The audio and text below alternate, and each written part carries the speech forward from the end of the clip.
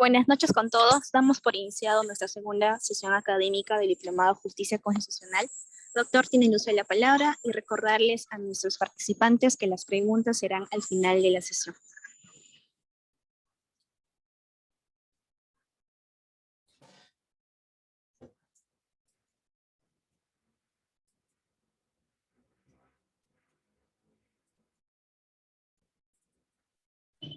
Doctor, puede empezar con la clase. Listo, gracias. Muy buenas noches. Muy buenas noches con todos. Para mí es nuevamente un gusto participar en esta segunda sesión del Diplomado de Justicia Constitucional y Derechos Fundamentales que promueve la institución INLADES. Y en esta segunda sesión vamos a abordar lo que significa la interpretación constitucional. En este diplomado se ha tratado de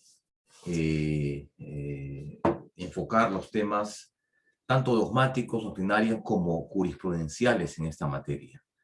Y qué duda cabe que la interpretación como un problema jurídico es un tema además vigente, complejo, y además que involucra también a las fuentes del derecho, ¿no?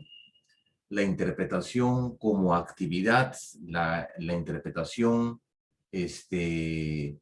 jurídica representa el día de hoy un tema pendiente en la agenda de las grandes discusiones en materia jurídica. Yo para ello voy a tratar de, en una primera parte, voy a tratar de abordar la situación, el tema en cuestión, desde hacernos algunas preguntas, algunas reflexiones en torno a lo que significa la interpretación, ¿no? No sin antes tratar de, más allá de las doctrinas y de las posiciones que se han planteado al respecto, también fijar con temas y con casos muy prácticos cuando estamos frente a una interpretación. Bien, la sesión, les anticipo, va a ser bastante gaseosa, bastante, digamos, atmosférica, a riesgo de no caer en algún momento en tierra, o sea, aterrizar, ¿no? Porque el tema de por sí es bastante complejo. Bien, quiero comenzar por lo siguiente. En el tema de la interpretación como actividad, ¿no? Yo diría lo siguiente, ¿no? Debemos entender que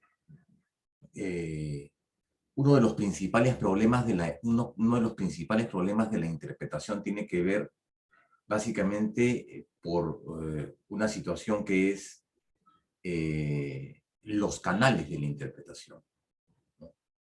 El receptor, el emisor y el mensaje. Entonces, ahí hay una serie de problemas que yo voy a tratar de hacerlo de la manera más práctica posible. Quiero comenzar, por ejemplo, a decir lo siguiente, ¿no? Que en materia jurídica y en materia judicial existen los llamados casos difíciles. Y ese es el punto 4 del PPT que estamos compartiendo con ustedes. En esos casos difíciles, que es, digamos, lo que nos llama generalmente la atención, los casos complicados en el derecho, yo diría que siempre el sistema responde en automático. El esfuerzo de la interpretación no se deja notar o no se hace evidente. ¿Y por qué digo que en esos casos el tema es automático? En los casos distingamos, ¿no? Los casos difíciles de los casos fáciles.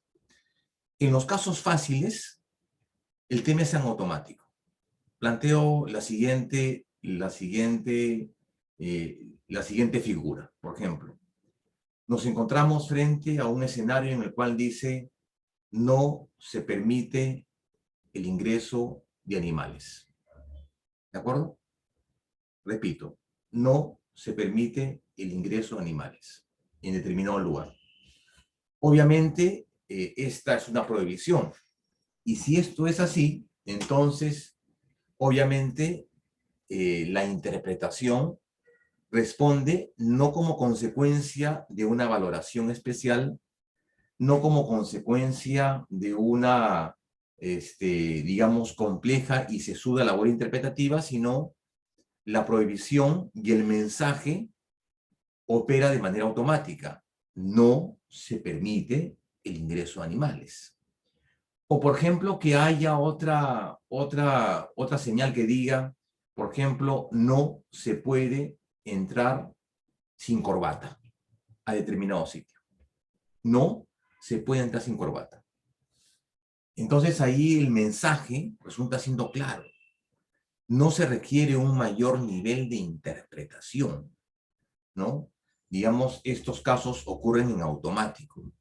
Alguna vez escuché que decían que en esos casos fáciles, la interpretación opera en automático y es como una suerte de golpe, que es una de golpe, es decir, no requiere mayor nivel de racionalización, no requiere mayor nivel de argumentación, simplemente una comprensión mínima del mensaje.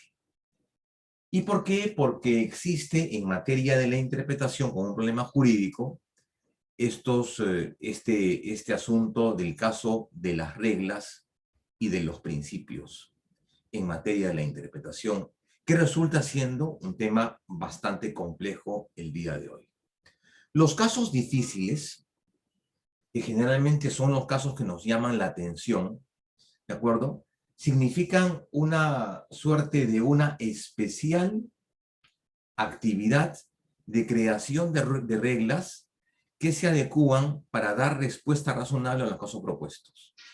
En los casos difíciles, yo diría que no hay respuestas correctas, sino hay respuestas materialmente posibles, ¿de acuerdo? Entonces, ese es un primer problema práctico que ocurre en relación al tema de la interpretación. Pero además también que el tema de la interpretación supone dar respuesta a una serie de preguntas muy simples y básicas. Como por ejemplo, ¿qué es interpretar? ¿Cuándo se interpreta? ¿Para qué se interpreta? ¿Cómo se interpreta? ¿Y quién interpreta? Entonces, yo les diría, antes de dar respuesta a estas preguntas básicas, elementales, les diría que es un tema también semántico y también con respecto a entender el mensaje. Y el mensaje tiene que ver con aquello que tiene que ver con la complejidad de lo que queremos, digamos, expresar. Cuando hablamos de qué es interpretar, yo les diría interpretar como verbo, no como actividad. Interpretar como verbo significa determinar el sentido correcto o conforme con relación a. Eso es interpretar. Y acá podría ser una lluvia de ideas, ¿no? Como lo hacíamos en clase probablemente.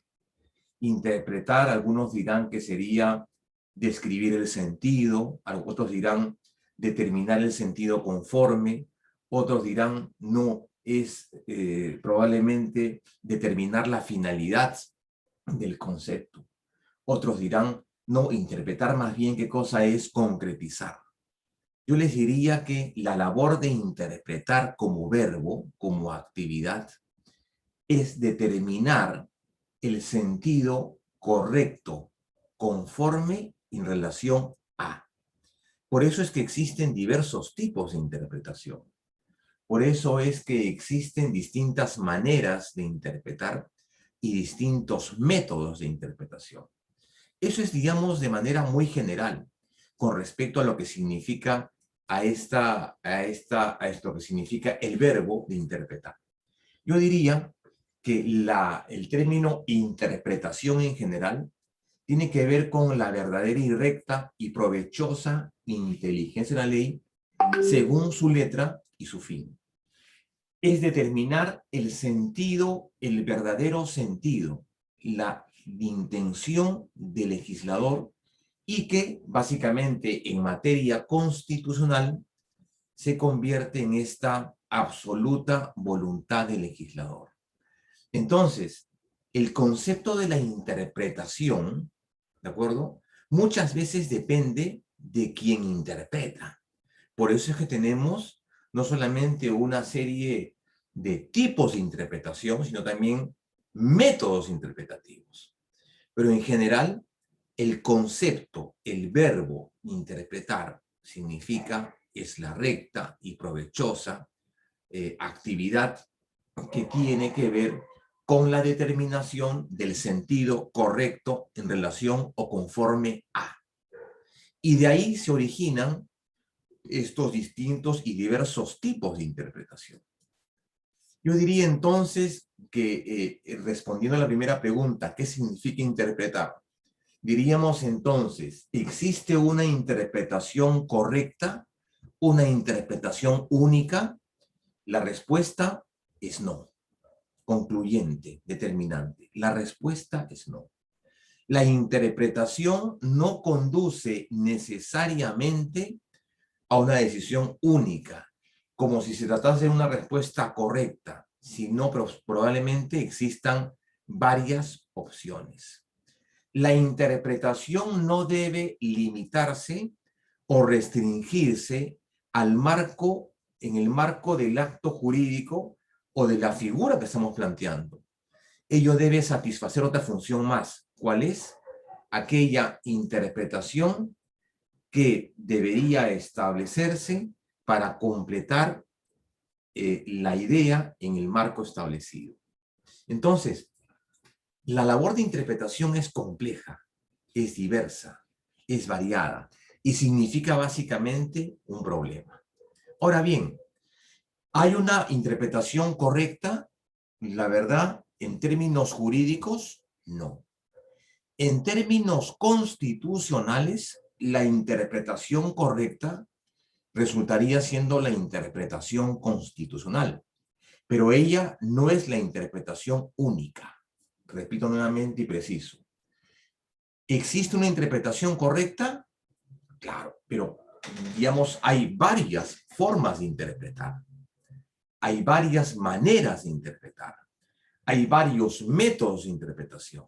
Lo que debe quedar claro en esta primera parte es que, claro, si existen distintas maneras de interpretar, ¿cómo determinamos cuál de ellas resulta siendo la correcta? ¿Cuál de ellas resulta siendo, digamos, la satisfactoria desde la posición de quien emite esta interpretación?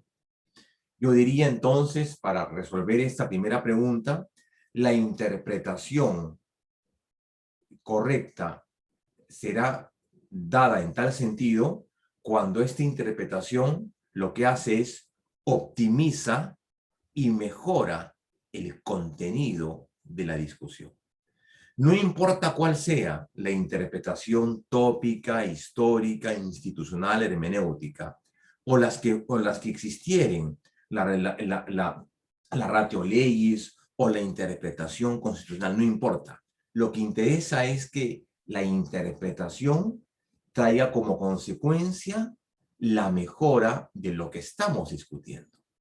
Ahora, esta interpretación obviamente no va a ser un concepto o un insumo en el cual todos estemos de acuerdo, ¿no? Y ahí tiene que ver con los receptores de la interpretación. Si yo les digo, por ejemplo, ¿qué es esto que tengo en mi mano? Interpretemos lo que tengo en mi mano. Algunos dirán, sí, bueno, una interpretación, digamos, básica dirá, bueno, es un aparato de telecomunicaciones que se llama celular. Yo también diría, claro, en el fondo es un conjunto de componentes, otra interpretación, yo diría, es un conjunto de componentes integrados, ¿no? Vinculados a una red de comunicación que permite una comunicación, o sea, un aparato de comunicación, un celular. Pero yo también diría en el fondo, bueno, está bien, es un celular, pero también diría que eso es un conjunto de componentes eléctricos, de componentes, digamos, electrónicos que permiten una comunicación. De igual forma diría, por ejemplo, ¿qué significa esto?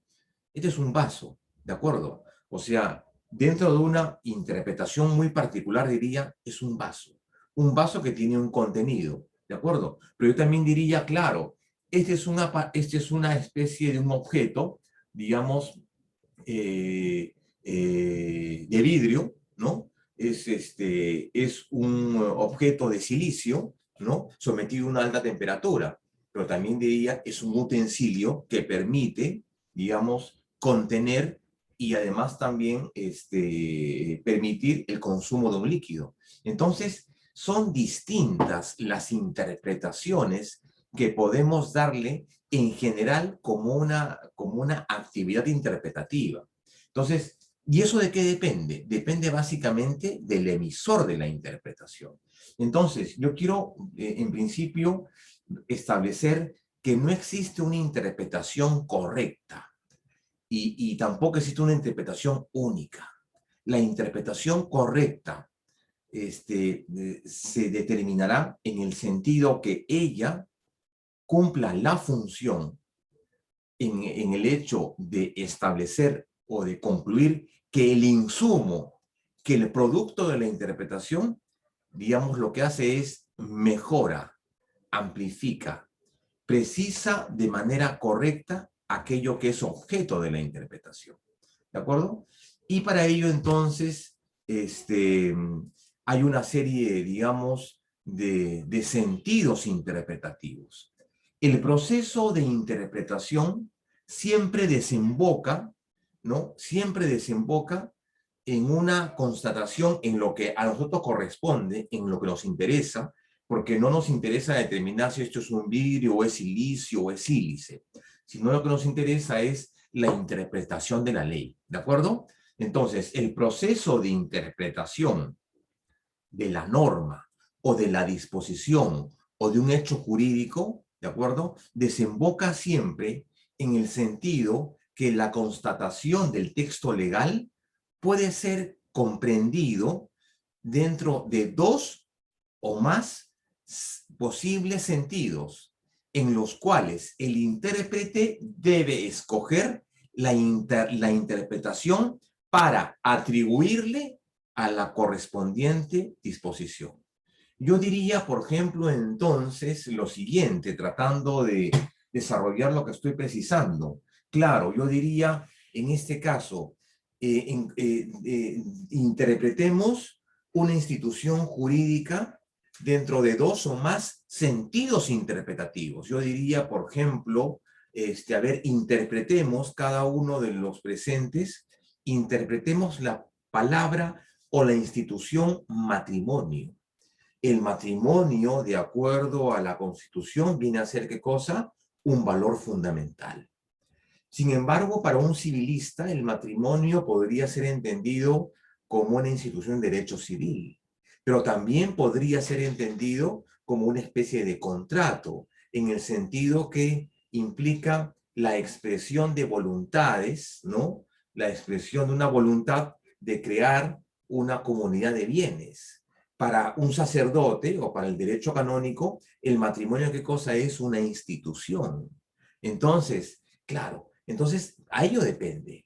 ¿Depende de quién? Depende de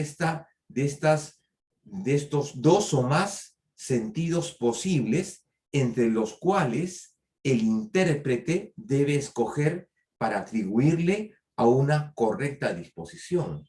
Y entonces, frente a ello tenemos, sin embargo, una serie, en oposición a ello, tenemos una serie de categorías jurídicas en las cuales esta interpretación abierta no cabría. En el tema del matrimonio sí, porque es un concepto básicamente abierto. Es una interpretación desde el punto de vista civil, desde el punto de vista religioso, desde el punto de vista de un contrato, porque efectivamente es una expresión de voluntades, ¿no? Y desde el punto de vista constitucional. Sin embargo, por ejemplo, si yo digo, interpretemos la palabra homicidio, entonces yo podría ahí y buscar una serie de interpretaciones, una interpretación, digamos, desde el punto de vista lingüístico, de decir, claro, homicidio será homo caedere, homo, hombre, caedere, matar, es decir, aquel hombre que mata. Claro, eso es un tipo de interpretación lingüística, pero yo diría también, desde el punto de vista penal, yo diría, claro, el homicidio es aquella figura en la que un hombre le quita la vida injustamente a otro hombre, a otra persona, no voy a decir no voy a hablar en temas de género, le digo, una persona le quita injustamente, ¿de acuerdo?, la vida a otro. O sea, homicidio. Ahí no cabe, digamos, otro tipo de interpretación, que es la interpretación cerrada o la interpretación legal o esta interpretación judicial. ¿De acuerdo? Entonces, tiene que ver esto con una serie de modelos interpretativos, ¿de acuerdo? Modelos interpretativos que en materia del derecho ordinario, ¿de acuerdo? Del derecho principalmente en la interpretación exegética, resulta siendo bastante sencilla, bastante, digamos, cerrada, ¿de acuerdo? Interpretación cerrada. Por ejemplo, voy a dar otro caso para que esto quede claro.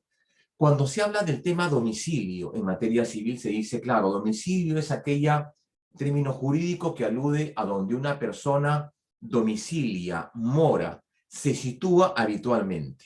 ¿De acuerdo? Se sitúa habitualmente, domicilio.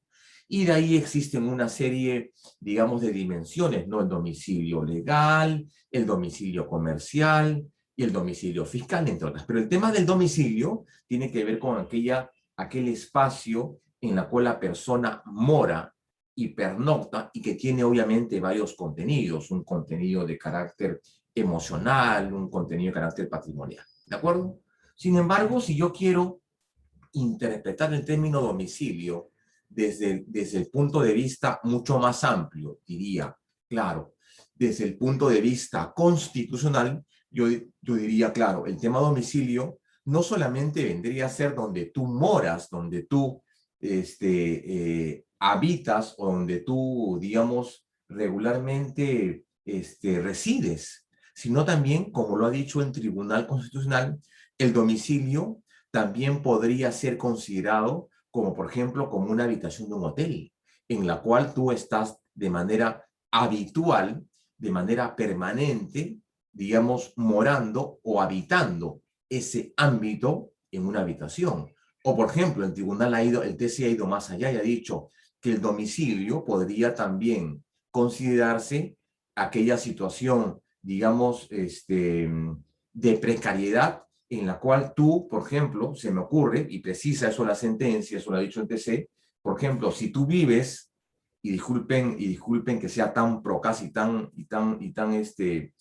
gráfico, pero si tú vives debajo del puente, o eres un mendigo y vives en la puerta, en la calle, entonces yo podría determinar que ese es tu domicilio, donde generalmente estás, donde generalmente, digamos, moras, o donde generalmente podría determinarse ubicarse tu domicilio. O sea, es una interpretación mucho más amplia. Pero en términos civil, es donde tú generalmente moras o resides. Entonces, obviamente esos son distintos tipos de interpretación. O sea, a lo que voy es, hay algunos términos que tienen una interpretación más bien cerrada y otros términos que tienen más bien una interpretación abierta. ¿De acuerdo? Y eso tiene que ver básicamente con el método de interpretación que tiene que usarse al respecto. ¿De acuerdo? Bien. ¿Y qué es lo que interpretamos? O sea, ¿qué se interpreta? ¿No? Podemos interpretar todo en puridad. Podemos interpretar qué es esto que está acá, qué es esto, qué es un teléfono, en fin, todo es objeto o pasible de interpretación. Pero en materia jurídica, lo importante es interpretar tres cosas básicamente. Enunciados, básicamente, ¿qué cosa? Disposiciones legales, acciones o circunstancias y hechos. Cuando nos referimos a enunciados, nos referimos a dos grandes elementos: la norma y la disposición.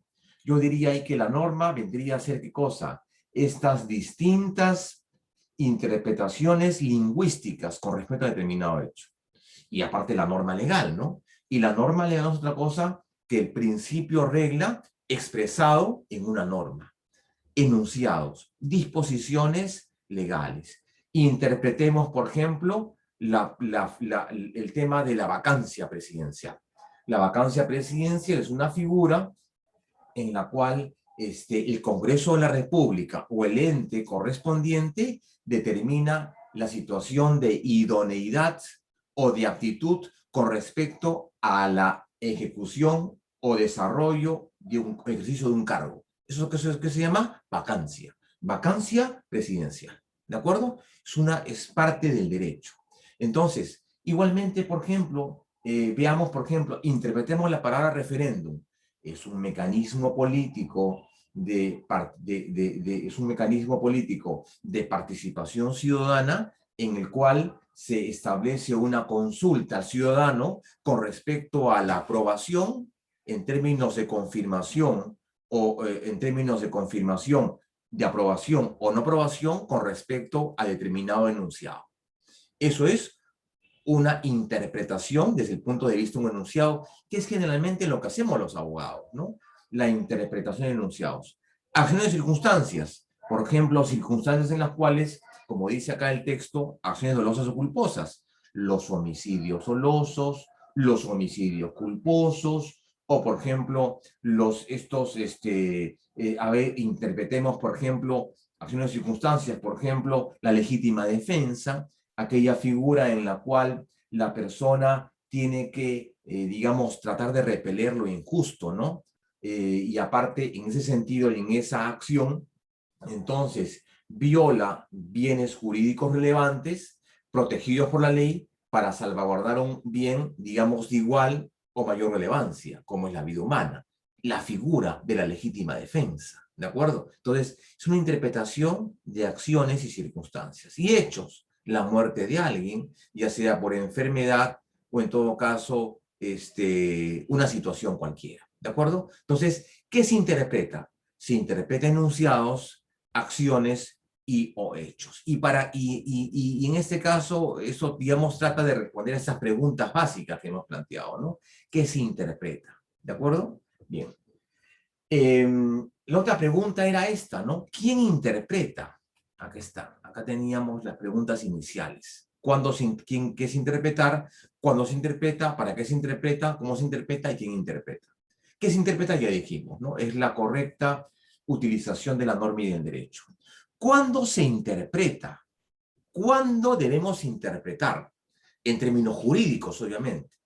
Interpretamos cuando la norma no es clara, cuando la norma presenta con abiertas contradicciones, cuando la norma, implica una contradicción congénita, cuando la norma no es precisa, cuando la norma no es clara. Por eso interpretamos, cuando la norma está sometida a una doble interpretación. ¿De acuerdo? Ahora, claro, en este caso iremos dando respuesta a la pregunta, ¿cuándo se interpreta? Cuando el elemento no está claro. ¿De acuerdo?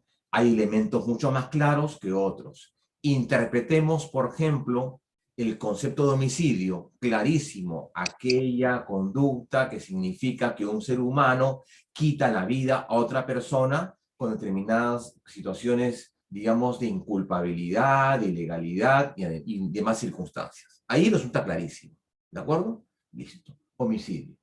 Pero interpretemos, por ejemplo, el concepto de dignidad humana. Es un tema complejo, ¿no? Entonces ahí, por ejemplo, cabrían varias interpretaciones. Una interpretación de tipo tautológico que diría, claro, la dignidad humana es un contenido tautológico en el sentido que el hombre tiene dignidad por el hecho de haber nacido hombre, ¿no? Como dice, digamos, la dogmática de los derechos humanos. La dignidad, digamos, se recibe por el hecho de ser un ser humano. La dignidad es un atributo, digamos, un atributo absoluto desde el punto de vista, digamos, filosófico, ¿no? Entonces, hay conceptos que requieren ser aclarados porque son temas complejos. En cambio, hay otros que, digamos, que no requieren mayor nivel de interpretación y que en todo caso la interpretación sería una actividad como actividad, una interpretación única y limitada. ¿De acuerdo? Siguiente pregunta dice, ¿para qué se interpreta? Yo interpreto para darle o para establecer el sentido conforme o correcto en relación a. Para eso interpreto, para determinar el sentido correcto y conforme. Pero cuando digo esto, tiene que ver mucho de quién interpreta. O sea, depende mucho del intérprete, en este caso de la norma. ¿no? ¿Para qué interpreto? Para determinar el sentido correcto y conforme con respecto a. Y eso entonces puede desembocar en una serie de finalidades. Yo diría, claro, en materia constitucional, yo diría, interpreto para efectos de determinar el sentido conforme y correcto a ¿qué? ¿A la ley? No. Conforme a la Constitución. Claro. Por eso interpreto. Para eso interpreto. Para en todo caso que esa interpretación no sea una interpretación ampliada, sea una interpretación optimizada, una interpretación mejorada. Siguiente pregunta, ¿cómo se interpreta? Y ahí vamos a ver un poco, esto lo vamos a desarrollar más adelante, cómo es que se interpreta. Es una labor, yo diría, cognitiva bastante compleja. ¿Quién interpreta? ¿Quién interpreta? Ahí tenemos una serie de titulares, ¿no? Titulares y aparte intérpretes. Porque, ¿quién interpreta? Interpreta el legislador, interpreta el juez, interpreta el ciudadano, interpreta el Congreso, interpreta quien emite la norma, interpreta el Tribunal Constitucional. ¿De acuerdo? Entonces, hay varios intérpretes. Yo diría digamos, clarificando el concepto, diría, hay intérpretes de la ley e intérpretes de la Constitución. La Constitución siendo una categoría jurídica. ¿Quién interpreta? Hay un intérprete originario, quien es el que emite la norma. Y el intérprete originario, ¿quién vendría a ser? ¿No? O sea, ahí hay varios intérpretes originarios. Primero es el Congreso, ¿de acuerdo? Es el primer intérprete originario, pero no el único, no el intérprete correcto. Yo diría también es el juez que interpreta la norma. Claro, el juez como representación del Estado en materia de un conflicto jurídico. Interpreta también quién, el ciudadano, ¿no? El ciudadano también interpreta, es la interpretación, digamos, soberano popular. Y entonces ahí tenemos quién interpreta. Lo que nos interesa el día de hoy, luego y lejos de las distintas interpretaciones que pueden haber, lo que nos interesa el día de hoy, quién es el intérprete correcto con respecto al tema, digamos, básicamente de la Constitución. Y el intérprete correcto, no voy a entrar en esa suerte de ayornamiento que dicen el intérprete supremo, porque eso no está en la Constitución. En puridad y en términos académicos, el TC es el intérprete correcto, pero no el supremo. De acuerdo al artículo 200, es el intérprete de la Constitución. O sea, eso que dicen algunos, el supremo intérprete de la Constitución, vendría a ser una suerte de ayornamiento o, digamos, si me permiten el término, una guachafada. Porque no es el supremo. Existe el intérprete conforme al texto de la Constitución. Son ayornamientos que a veces la gente usa, ¿no? Bueno, eso es. ¿Quién interpreta? Interpretan diversos actores. ¿De acuerdo? El legislativo, quien da la norma, el juez, el ciudadano, y en el caso de la interpretación constitucional, que duda cabe, que es el Tribunal Constitucional. ¿De acuerdo? Bien. En ese sentido diría entonces que no hay una interpretación única, ¿no es así? Bien. Quiero entrar en un tema mucho más, digamos, mucho más complejo. Y es, claro, cuando interpretamos términos como lo que ya hemos dicho, términos jurídicos cerrados, como por ejemplo homicidio, o parricidio, o feminicidio, o matrimonio desde el punto de vista civil, la cosa es bastante sencilla, ¿no? Porque ahí habría que únicamente recurrir al texto de la ley, de la norma, nada más. Determinar qué es un homicidio, un parricidio, qué cosa es un divorcio, qué cosa es, por ejemplo, un matrimonio desde el punto de vista civil, es sencillo. Pero la interpretación se torna ciertamente difícil cuando ya entramos a otros ámbitos mucho más complejos y mucho más complicados, como por ejemplo afirmar que en el mundo jurídico existen como objeto de la interpretación principios, reglas y normas. Entonces ahí la labor de interpretación como actividad se vuelve un tanto más compleja. ¿De acuerdo? Se vuelve, ¿qué cosa? Un tanto más compleja. Yo diría entonces que en materia de los que nos interesa el día de hoy, que es la interpretación constitucional, es una interpretación más orientada al tema de los principios más que a las reglas. Y acá quiero entrar a una discusión probablemente de filosofía o de filosofía jurídica, que no es una área de mi especialidad, pero sí al menos conocer lo mínimo y lo indispensable. Yo diría entonces algunas reflexiones en torno a estas discusiones de lo que son las reglas, las normas y los principios. A grandes rasgos, yo diría acá, los principios no proporcionan razones concluyentes o definitivas para una solución como las reglas, si no son razones prima facie. Los principios son contenidos, básicamente, ¿qué cosa? Son cláusulas de optimización. O sea, un principio no aporta un elemento concluyente, definitivo, determinante en la resolución de un conflicto.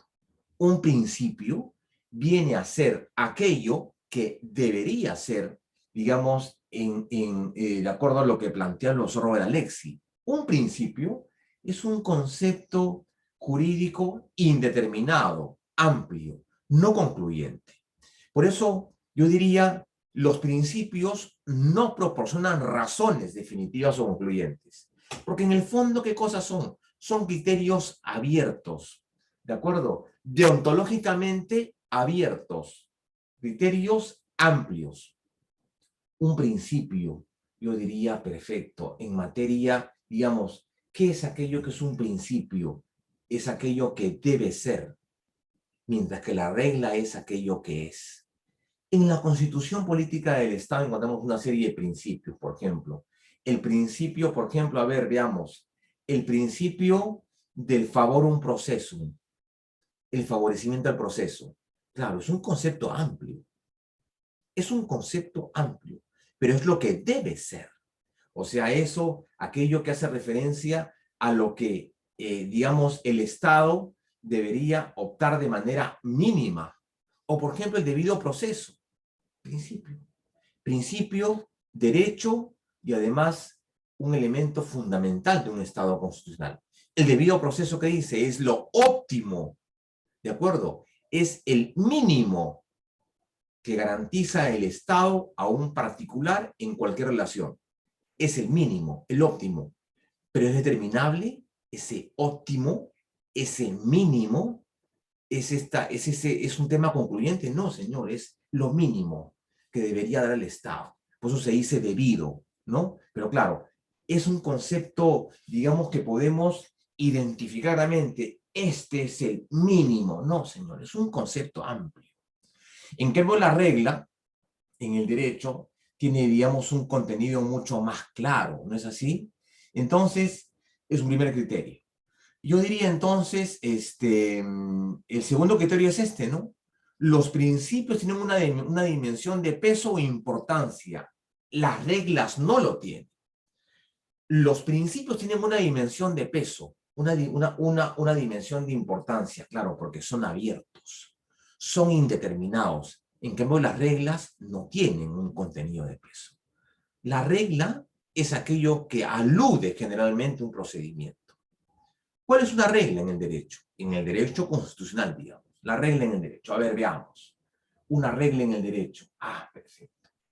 Una regla, digamos, en la Constitución diríamos, perfecto. Ah, para la aprobación de una ley orgánica que se requiere una determinada mayoría. Eso es una regla. Alude al procedimiento. Inalterable, ¿no? O sea, no requiere mayor nivel de discusión, no requiere mayor nivel de interpretación. O sea, hace referencia, alude a un quórum, una determinada cantidad de personas. Las leyes orgánicas requieren tal, es una regla, una norma calificada. O, por ejemplo, cuando se habla ahora de elecciones, ¿no? ¿Quiénes pasan a segunda vuelta? Los que obtienen la mayoría, las dos mayores votaciones. ¿Y quién entra y quién gana la segunda vuelta? El 50% más uno. Esa es regla. es una regla jurídica. ¿De acuerdo? Encontramos entonces en la Constitución un conjunto de principios, un conjunto de reglas y un conjunto de normas. Yo diría, así como existen en el derecho las reglas, principios, yo diría existen las normas. Y las normas, ¿qué son? Básicamente, las normas es el principio regla debidamente positivizado. Tercer criterio, los principios son mandatos de optimización, es decir, ordenan que algo se realice en la mayor medida posible. Claro, porque significa eso, el óptimo, es lo que espero que se cumpla. Cuando se hablan, por ejemplo, de los derechos sociales en la Constitución, son principios. O sea, los DESC, en el fondo, son mandatos de optimización. Aquello que debemos cumplir expresado en normas programáticas, ¿no? Pero dentro de una posibilidad económica. Es aquello que debemos cumplir, que debemos satisfacer mínimamente. El trabajo, educación, salud son principios expresados en normas. Algo que debe hacerse en la mayor medida posible. ¿De acuerdo? Y que tienen obviamente una vinculación muy fuerte con objetivos políticos y morales. Mientras que las reglas en el derecho, y esa es la problemática que plantea el derecho y su consecuente interpretación, es aquello que se reduce, ¿qué cosa? La regla es eso, la regla es una estructura jurídica deóntica precisa y precisable, y que no requiere mayor nivel de discusión. La regla es lo que es. El principio es aquello que debe ser. Por eso siempre se ha dicho que el principio, digamos, interpretar un principio es mucho más complejo que interpretar una regla. La regla es sencilla. El principio resulta siendo qué cosa bastante complejo en esa medida. Aquí está. Tenemos. Las reglas jurídicas son objeto de interpretación y los principios son objeto de la ponderación, como lo plantea en su momento el profesor Bernal Pulido, que es al que leemos esta frase interesante, ¿no? Esa es una frase interesante. La regla, norma con alta claridad semántica y cierto nivel de concretización. El principio, norma con baja claridad semántica y con cierta generalidad. Acá tenemos un ejemplo clarísimo. El fin del Estado es la persona humana y su dignidad. Principio, norma con baja claridad semántica, cierta generalidad. O sea, no te dice cómo cumplirlo, no te dice cómo satisfaces esa dignidad. Simplemente es una suerte de aspiración. En cambio, en la primera, resulta siendo claro, ¿no? La regla tiene una alta claridad semántica. Para la reforma de la Constitución que se requiere 2 legislaturas extraordinarias. Si no hay acuerdo, referéndum. Para el cargo, por ejemplo, por ejemplo, se me ocurre otro, ¿no? Por ejemplo, por ejemplo, para la aprobación de normas en el Congreso, ¿qué se requiere? Que la norma pase por comisión y después por pleno. ¿Qué cosa es una regla? Preciso, precisable. En el caso del principio, baja claridad semántica y digamos un alto nivel de ambigüedad. Un alto nivel de ambigüedad. El profesor Robert Alexis nos hablaba acerca de eso, ¿no? De la interpretación de las reglas y las normas. Y él decía, claro, los principios son una ¿qué cosa? Mandatos de optimización susceptibles a cumplirse en distinto grado. O sea, en mayor, en menor grado. Mientras que las reglas se cumplen o no. Eso, digamos, como antecedente en el sentido de estos problemas de principios y normas, porque en materia constitucional obviamente nos enfrentamos a eso.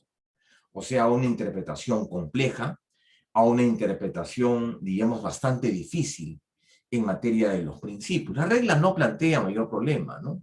Entonces, acá tenemos una serie, digamos, de problemas que se presentan, ¿no?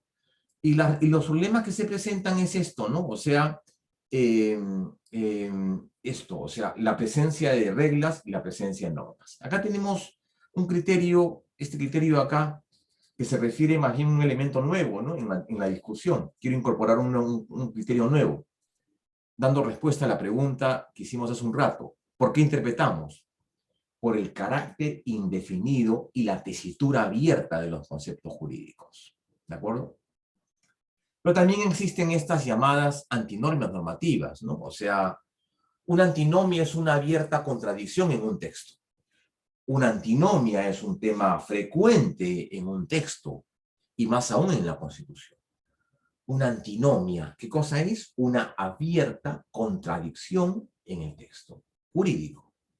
En la Constitución encontramos una serie de antinomias. Voy a dar ejemplo de una. Por ejemplo, en la Carta Política te dice, ¿no? Toda persona tiene derecho al goce de su libertad.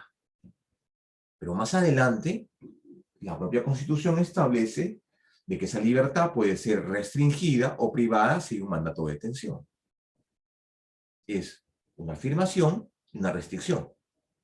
O sea, en una parte de la Constitución se establece un derecho y posteriormente establece una disposición que restringe ese derecho. O más adelante te dice otra antinomia, toda persona tiene derecho a la vida, pero más adelante te dice, claro, el Estado puede aplicar la pena de muerte. O sea, por un lado reconoce el derecho y por otro lado, ¿qué cosa? La norma va en contra o va, digamos, orientada a la negación de ese derecho. Reconoce la vida y por otro lado establece la pena de muerte como simplemente la negación en la interpretación. Doctor Henry, ¿está usted por ahí? Doctor Henry, ¿está usted por ahí? Doctor, sí, estoy acá escuchando, doctor. Doctor, 2 minutitos para hacer el Sí, cambio de... no hay problema, no hay problema. Entonces es un pequeño break. Sí, doctor, y ahí que continuamos.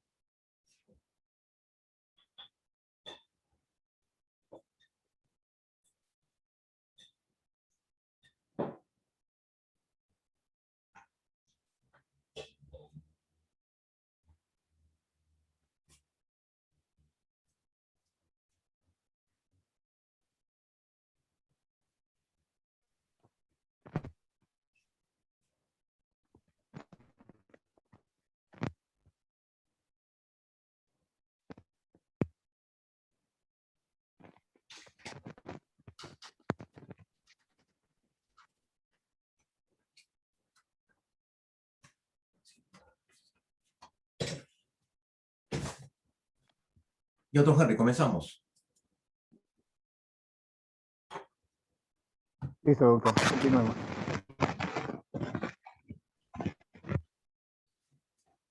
Para darle una mayor dinámica a la sesión, quería saber si una pregunta del público. Para que no resulte un monólogo la actividad. No sé si hay alguna pregunta del público, con todo gusto, ya saben ustedes que hay opciones, o le hacen la pregunta directamente, o ya sea por el chat interno. Doctor, disculpe usted, yo voy a intervenir esta vez. Con respecto a las elecciones, ¿no? Bueno, hay gente que, bueno, por una cuestión de coyuntura, hablan que los dos políticos no representan y están, bueno, por las redes sociales hay un político también conocido nuestro, está haciendo la motivación de que la gente vaya y anule su voto, ¿no? Y que las 2/3 partes, si llega a ese límite, se podría anular el voto. La pregunta es, si en caso hubiera esa posibilidad de anularse las elecciones, una vuelta, y bueno, el Jurado Nacional de Elecciones tendría que convocar nuevamente, ¿correcto? La pregunta es si tendría que convocar elecciones desde la primera vuelta, o sea, con todos los políticos activos, o tendría que solamente para los participantes de la segunda vuelta, ¿no? No, obviamente, o sea, la Gracias. elección, lo que la norma electoral establece, que en principio, de acuerdo a la cantidad de votos nulos que se presenten en esta segunda vuelta, y frente a la cuota, al porcentaje que se ha planteado, obviamente es una nueva elección, y obviamente todos los que participan en la primera elección tendrán que participar, no solamente los dos que han quedado. O sea, no hay ninguna restricción con respecto a los partidos o alianzas electorales que han participado en la primera elección. O sea, eso regresa a foca cero. Esa es la figura. Ahora, eso obviamente crearía un problema muy serio en el programa electoral y además también en la posibilidad de crear esa suerte de vacío de poder, porque significaría un nuevo proceso electoral, obviamente, y aparte también un elemento propio de inestabilidad jurídica. Ahora, es una opción. Al final, el pueblo es el que va a decidir, ¿no? Mayoritariamente, digamos, en respaldo a una u otra propuesta electoral. Sin embargo, es un escenario bastante posible, pero considero improbable. Esa es la figura. Muchas gracias por la respuesta, doctor. Bien, entrando ya en el tema básicamente de la interpretación, yo tengo acá en esta ayuda a memoria que hemos traído para compartir con ustedes algunos tipos de interpretación, y acá no realmente voy a mencionarlos y hacer algunos alcances de cada una de las interpretaciones que hemos traído, ¿no?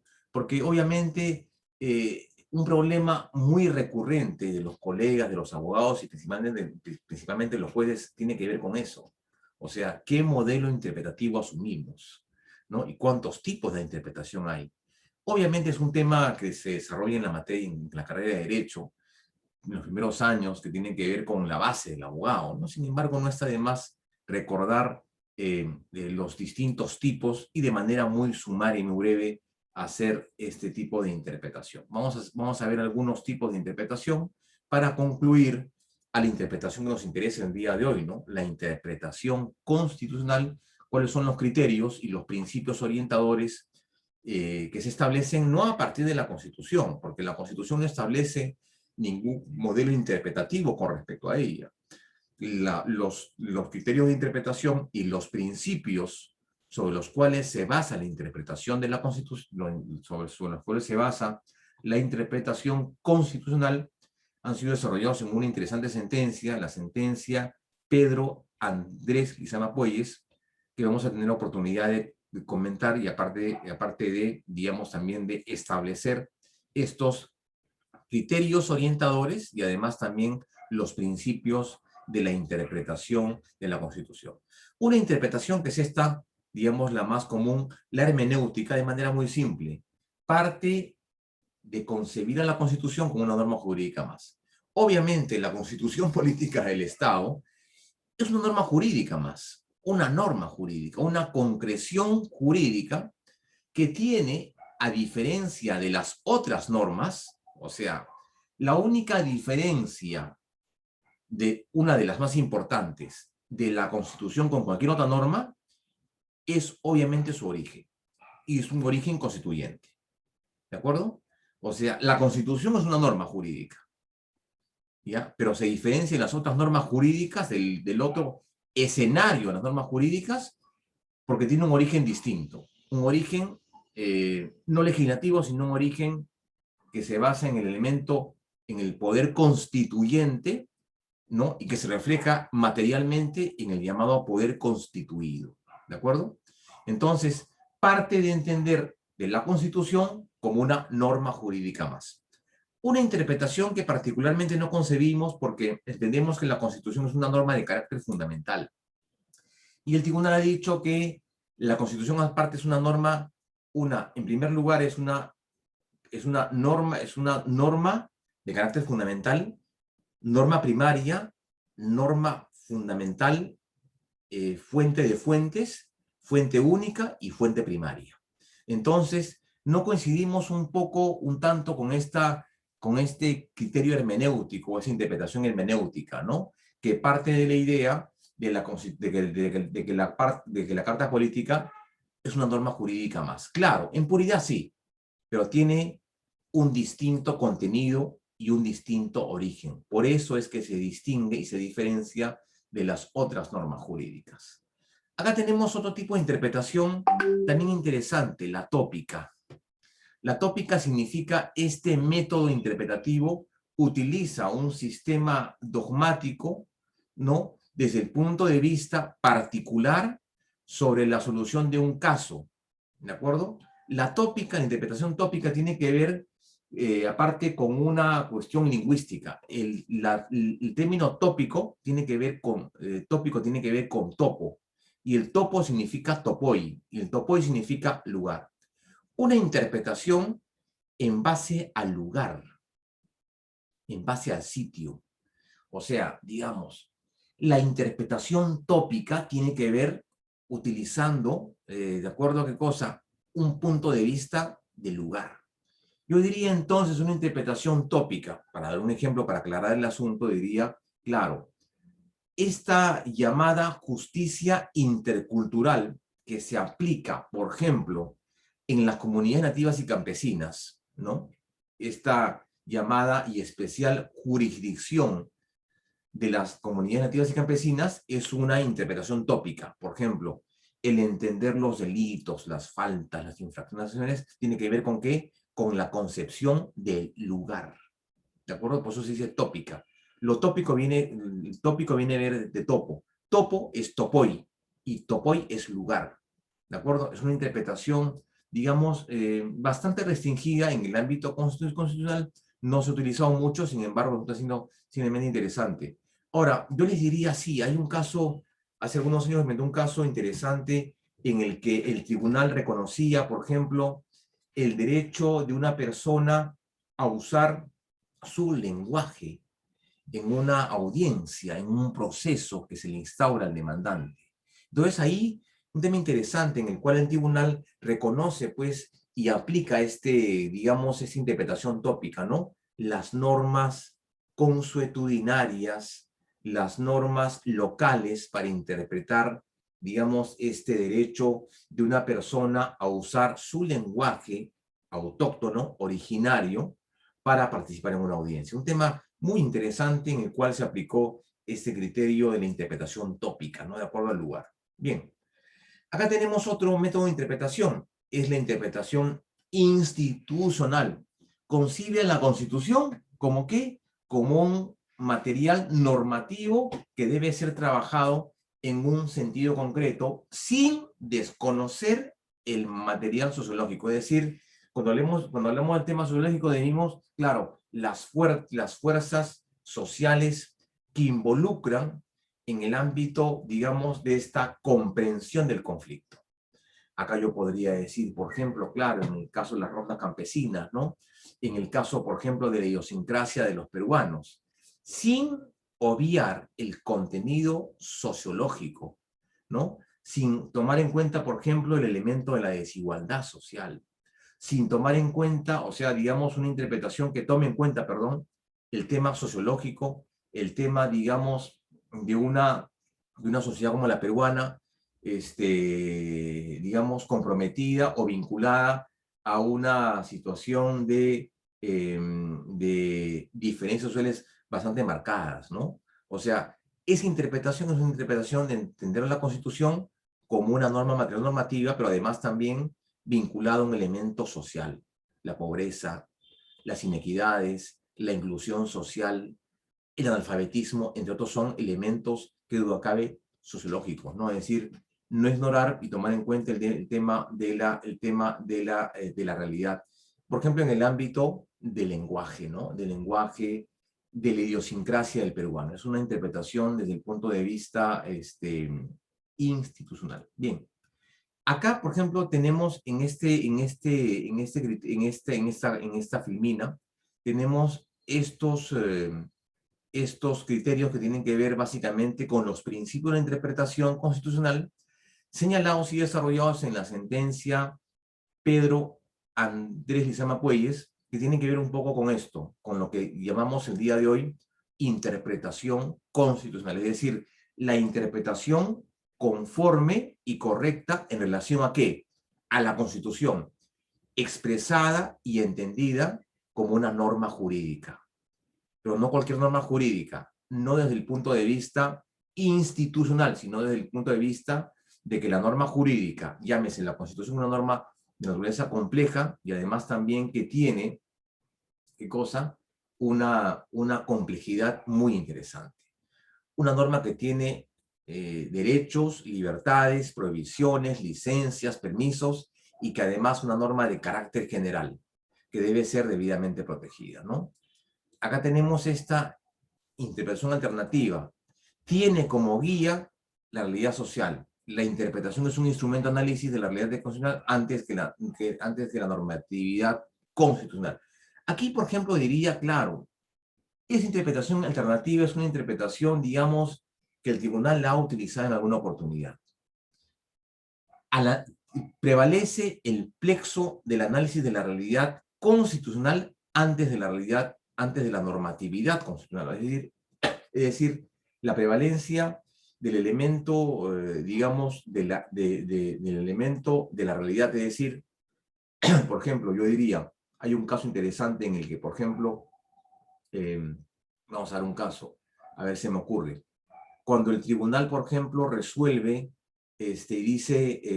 cuando el tribunal tuvo oportunidad de conocer, por ejemplo, el caso de de un pedido que se le hizo para prohibir las importaciones de vehículos, de autos,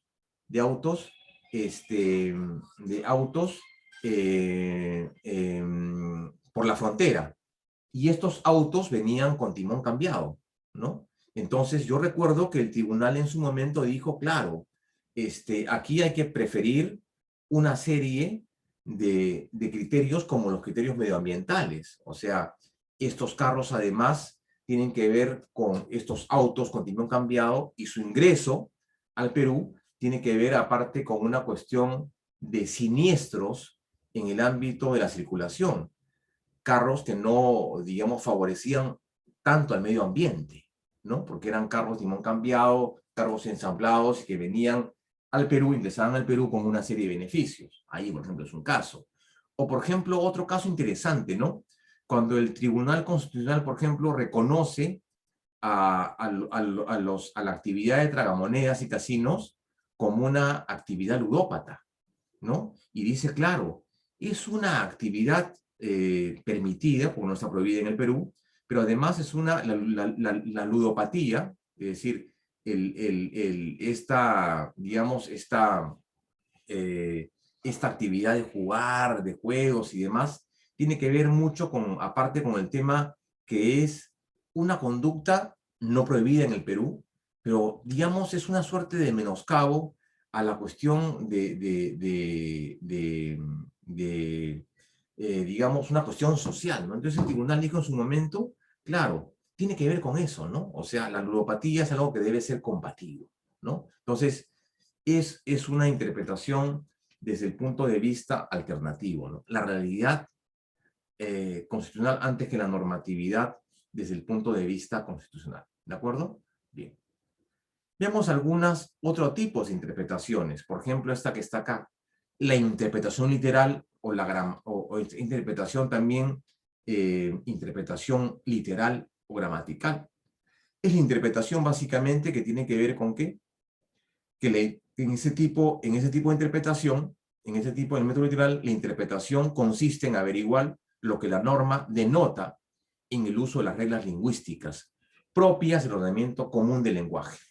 Y acá yo diría, por ejemplo, ¿no? Esto que está acá, el artículo, hemos citado un ejemplo, el 418 del Código Penal, por ejemplo, el juez o fiscal que a sabiendas dicta una resolución o emite una resolución contraria al texto expreso de la ley, digamos qué cosa es lo que se llama el prevaricato, ¿no? O sea, este es un tema, digamos, claro y preciso. Interpretación o también el llamado método literal. El método histórico, voy a pasar el método Rato Ley por un tema de tiempo, básicamente, tiene que ver con eso, ¿no? La interpretación histórica tiene que ver que es aquella que hace referencia a antecedentes jurídicos vinculados a la norma, pero en esclarecer en base a los principios y conceptos expresados en una cuestión básicamente histórica. Hay más de una sentencia en el Perú por parte del TC que ha desarrollado, digamos, el concepto del artículo 43, sobre la base de la historia del Perú, ¿no? El concepto republicano, ¿no? Hablaba un poco de la historia del Perú, por ejemplo, en el caso, recuerdo un caso interesante, por ejemplo, cuando el tribunal tuvo que resolver una demanda con respecto a la estrofa del himno nacional. El tribunal hizo una interpretación histórica con respecto a esto, ¿no? O sea, que si debía incluirse la estrofa, esta estrofa, digamos, no oficial en el himno nacional, un tema también histórico, ¿no? Entonces, ahí es una interpretación, digamos, no frecuente, pero también interesante, ¿no? Bien, veamos otros tipos de interpretación y entremos de frente acerca a lo que significa la interpretación constitucional, que es lo que nos llama la atención el día de hoy y es la que nos convoca en esa segunda sesión. Quiero hacer referencia a una sentencia en especial, a la sentencia Pedro Andrés Lizama Puelles, expediente 5854-2005 PATC, y acá estamos viendo la fecha, 8 de noviembre de 2005, en la cual el tribunal desarrolla, pues, los conceptos y los principios que orientan el día de hoy a la llamada interpretación constitucional. Una sentencia interesante e importante que resulta siendo la base de este tema el día de hoy. Yo les pido que, por favor, si ustedes tienen tiempo o cuando termine la sesión pudieran consultarla, ¿no? Sobre lo que significa y la trascendencia de esta sentencia.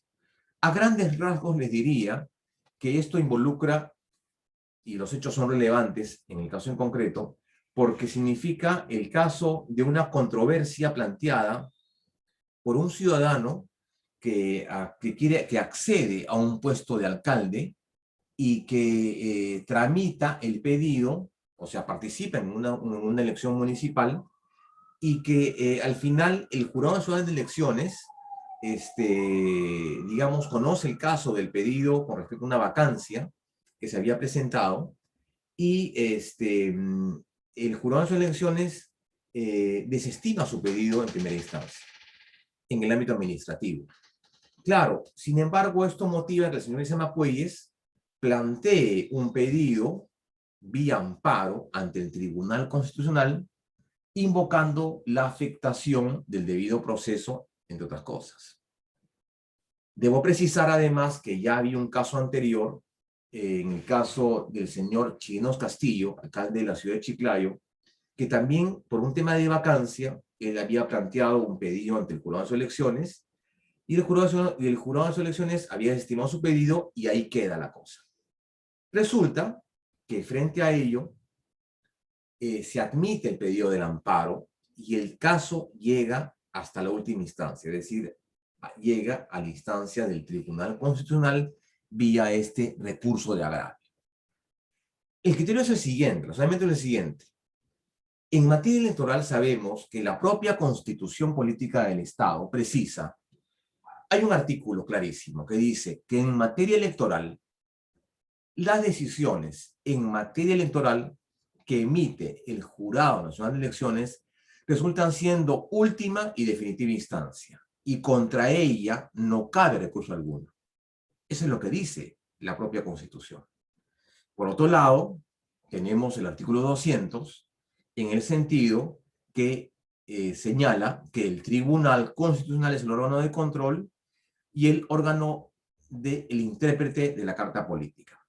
En tal sentido, tenemos ahí dos visiones distintas, porque por un lado, habría que ver qué es lo que dice el artículo que establece la jerarquía del JNE con respecto a la última y definitiva instancia en materia electoral, y que contra ella no cabe ningún recurso alguno en sede judicial.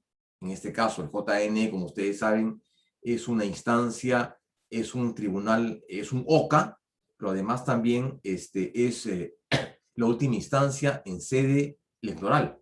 Pero también hay que ver de que cuando se trata de derechos fundamentales, el tribunal asume el control en la defensa de conocer el recurso de agravio en virtud de la presentación de un amparo, ¿no? Es decir, de la denegatoria. Entonces, ello motiva de que el tribunal asuma el conocimiento y la competencia de este caso y en todo caso precise y diga, claro, si bien es cierto, la Carta Política reconoce el hecho de la última instancia en materia electoral al JNE, pero también hay que reconocer que en virtud del artículo 200, el tribunal se constituye en última y definitiva instancia y a él le corresponde conocer la denegatoria, perdón, le corresponde ¿qué cosa? Conocer en última y definitiva instancia la denegatoria,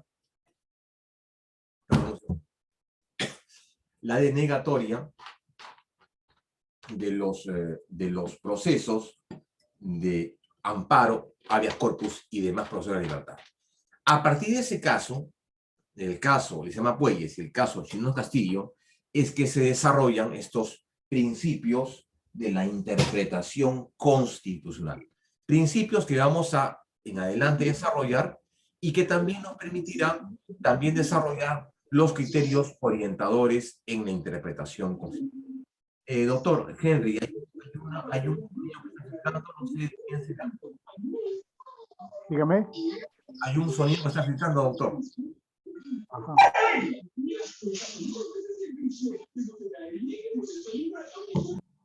Ya está, doctor. Listo, Ya gracias. Está. Bien, entonces veamos, analicemos cada uno de esos principios sobre la base de lo que establece el propio tribunal, repito, en la sentencia Lizama Puelles 58-54-2005 PATC. El primero, que duda cabe, el más importante en materia de la interpretación constitucional es el principio de unidad de la Constitución, conforme al cual dice, la interpretación de la Constitución debe estar orientada a considerarla como un toto, dice, in toto, o sea, un todo armónico y sistemático a partir del cual se organiza el sistema jurídico en su conjunto. ¿Qué significa ello? A ver, expliquemos un poco lo que plantea este primer principio de unidad de la Constitución, el más importante en materia de la interpretación constitucional. ¿Qué significa? O sea, la interpretación constitucional debe entender que aquellos criterios o disposiciones en el texto de la Constitución no deben interpretarse de manera aislada, sino todo lo contrario, de manera conjunta. Es decir, en el caso concreto del señor Lizama Puelles, entender esa disposición de la Constitución, de esta suerte de prohibición de que con respecto a la resolución del Jurado de Elecciones no se podía plantear recurso alguno, debe ser interpretada conjuntamente con el artículo 200, que dice, el tribunal conoce las denegatorias recaídas en los procesos de libertad en última instancia. O sea, estos dos deben interpretarse de manera conjunta. entendiendo la Constitución como un todo armónico, como que la Constitución organiza el sistema jurídico, pero no cabe ninguna interpretación aislada. Cabe una interpretación en conjunto, una interpretación, si cabe en términos sistemática. ¿De acuerdo? Número 1. Y aquí tenemos un caso para explicar el tema de la interpretación de la Constitución, para que vean ustedes cuál es el caso que hemos hecho referencia. Aquí está. Por ejemplo, veamos este caso, para que vean un antecedente jurisprudencial. Expediente 1091-2002, caso Vicente Silva Checa. Ningún precepto, Fundamento Jurídico 4, ningún precepto constitucional, ni siquiera los que reconocen derechos fundamentales, pueden ser interpretados por sí mismos, como si se encontrasen aislados del resto de preceptos constitucionales. El ejercicio de un derecho no puede hacerse en oposición o contravención de derechos de los demás, sino de manera compatible a permitir una convivencia armónica y la paz social. O sea, es un criterio que entiende la Constitución como un todo, vincular la parte dogmática con la parte programática, o sea, la parte de derechos con la parte del Estado. Ninguna disposición tiene que interpretarse de manera aislada. Y aquí está, lo que habíamos señalado hace un rato, el caso de Lizama Puelles. Acá tenemos el criterio de lo que nos dijo el tribunal en este principio, que estoy haciendo el principio número 1, más importante en materia constitucional. Voy un ratito a suspender la imagen, porque quiero centrar bien, quiero centrar bien el comentario que estamos haciendo. Aquí está, a ver un segundo, voy a ampliar la sesión. ¿Qué nos dice? Aquí está. Perdón, un segundo, aquí está. Dice, si bien es cierto, y eso quiero que quede claro, dice, si bien es cierto que la entidad, que el JN es el máximo órgano de justicia en el país, no lo es menos que como cualquier otro poder público se encuentra obligado a respetar los derechos fundamentales. En otras palabras, acá tenemos dos artículos en abierta contradicción. El artículo 142 y 181, en el sentido de que por un lado establece la definitividad de las resoluciones del Tribunal de Elecciones, y por otro lado, el hecho de que esta propia disposición dice, claro, no son revisables en sede judicial, pero ojo, sede judicial, sí, perfecto, pero cuando el tribunal asume competencia, no es sede judicial, es sede constitucional. ¿De acuerdo? Entonces, este es un poco el principio de unidad en la Constitución. Otro caso, si no ha quedado claro, porque es el primer principio importante en materia constitucional. El otro caso, por ejemplo, ¿se acuerdan ustedes que la ley orgánica del CNM, ahora sustituido por la Junta de Justicia, decía, las decisiones del CNM en materia de ratificación resultan siendo ¿qué cosa? Última y definitiva instancia. Y sin embargo, el Tribunal Constitucional en más de una oportunidad ha conocido estos casos de ratificación, el caso Jacobo, por ejemplo, el caso de Pariachi, el caso, por ejemplo, Jacobo, el caso, por ejemplo, Almenara Bryson, que tiene que ver con ratificación, y el tribunal los conoció, porque el tribunal entendía de que se discutían o ventilaban a su interior derechos fundamentales, independientemente que la ley orgánica del CNM decía, esos temas son última y definitiva instancia y son irrevisables en sede judicial. Perdón un momentito. Igualmente, lo mismo ocurría cuando se planteaban, digamos, cuando se planteaban procesos contra decisiones de el ente privativo en la Constitución militar, y sin embargo el tribunal los conocía. O sea, en otras palabras, el tema del principio de unidad de la Constitución adquiere una vigencia al día de hoy importante, que le faculta inclusive, por ejemplo, a conocer decisiones del Parlamento, como por ejemplo lo son decisiones de conformación y aparte de los decisiones y fallos y las deliberaciones de las comisiones congresales que en su momento instauraban procesos a funcionarios públicos. El caso de Alan García, por ejemplo, el caso del señor Vizcarra, que ya planteó un pedido y que en este caso no hay ninguna área exenta de control por parte del tribunal. Así que el caso el sistema Puyes no resulta siendo el único, el primero, sobre el cual se entiende de que la Constitución debe ser entendida como un todo y no una lectura, digamos, parcial o limitada. Como dice la propia sentencia, debe haber una interpretación in toto del texto constitucional. Es una parte importante. Entender este primer principio es importante porque es el principio más importante en materia de la interpretación, en principio de materia de la interpretación constitucional. No sé si se ve la página completa. Doctor Henry, ¿se ve la página completa? Doctor Henry, ¿me escucha? Sí, doctor, se escucha, se ve bien clarito, se ve nítido, sí. Es que he ampliado la pantalla para que se vea mejor el texto. Perfecto. Bien. Veamos al segundo principio, no menos importante. Este que está acá. El principio de concordancia práctica.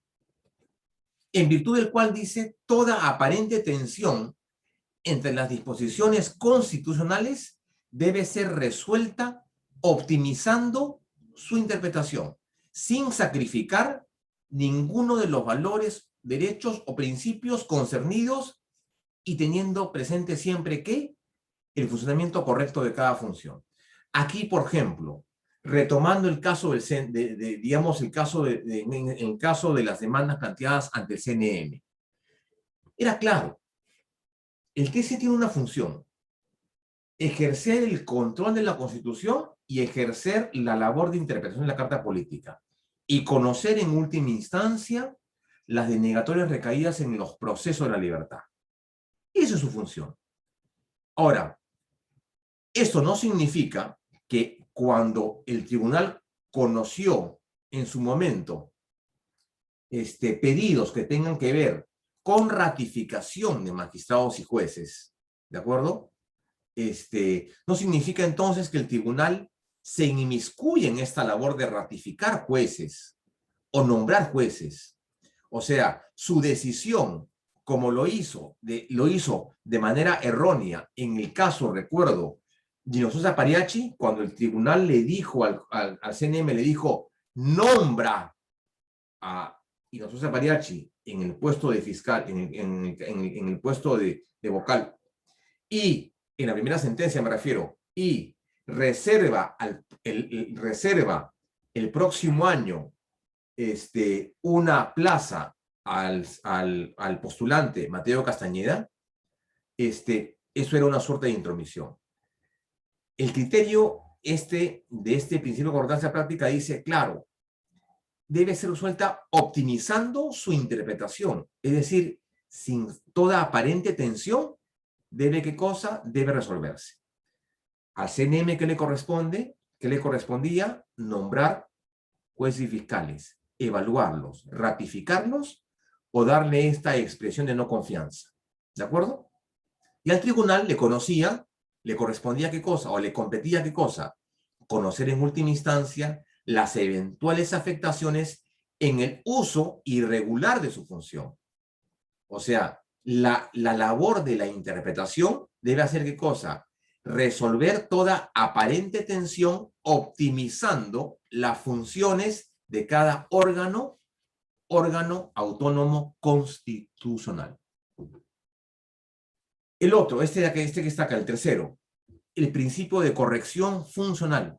Este principio exige al juez constitucional que realizar su labor de interpretación no desvirtúe funciones y competencias que el constituyente ha asignado a cada uno de los órganos. Quiere decir, una función básicamente, ¿qué cosa? Pacificadora. ¿De acuerdo? O sea, cada órgano constitucional, cada poder del Estado tiene, ¿qué cosa? Su función. Entonces, en esa labor de interpretación, la labor del tribunal sobre la base de esta interpretación no debe desvirtuar funciones y competencias, sino más bien, ¿qué cosa? Tratar de armonizar. Por eso se dice que la interpretación constitucional tiene básicamente dos características. Número uno, es una interpretación, previsora. Previsora en el sentido que previene la existencia de conflictos entre poderes, y número 1, y número 2, fructuosa, que producto de la interpretación que haga el tribunal, la interpretación será válida, será la correcta en la medida en que pacifique conductas o conflictos. O sea, número 1, la previsora previene conflictos, y la segunda, la consecuencia fructuosa, que producto de la interpretación, es decir, el insumo que elabora el tribunal, debe traer como consecuencia la mejora de los derechos o, en todo caso, el encauzamiento de las funciones y competencias de los OCAS en el ámbito de sus funciones.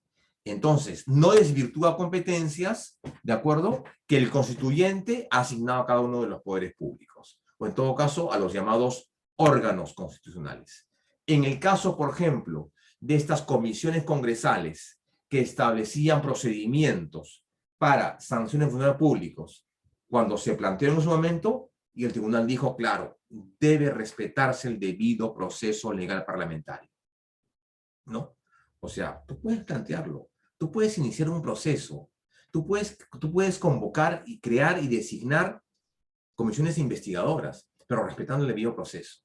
Ahora, cuando tú no cumples eso en un procedimiento parlamentario, ya dejas de ejercer la función regular para que tu ejercicio sea irregular. Entonces, cuando existe esa irregularidad, el tribunal entiende que es un exceso en la función. Entonces, ahí resulta ¿qué cosa? Siendo ¿qué cosa?